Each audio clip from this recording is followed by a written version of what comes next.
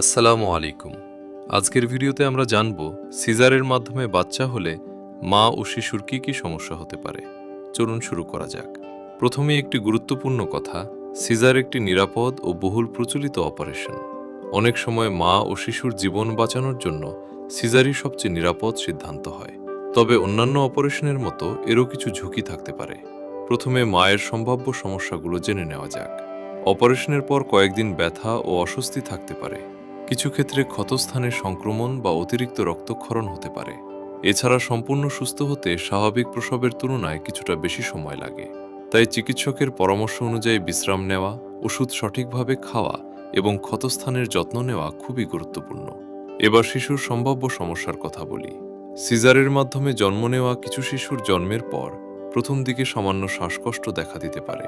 তবে বেশিরভাগ ক্ষেত্রেই চিকিৎসকের তত্ত্বাবধানে এই সমস্যা দ্রুত ঠিক হয়ে যায়। খুব বিরল ক্ষেত্রে অপারেশনের সময় শিশুর ত্বকে হালকা আঁচড় বা কাটা লাগতে পারে, যা সাধারণত গুরুতর হয় না। তবে মনে রাখবেন, সিজারে জন্ম নেওয়া অধিকাংশ শিশুই সম্পূর্ণ সুস্থ ও স্বাভাবিকভাবে বড় হয়।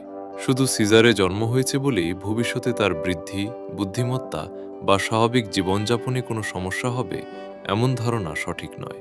সবশেষে বলবো, সিজার নিয়ে অযথা ভয় পাওয়ার প্রয়োজন নেই।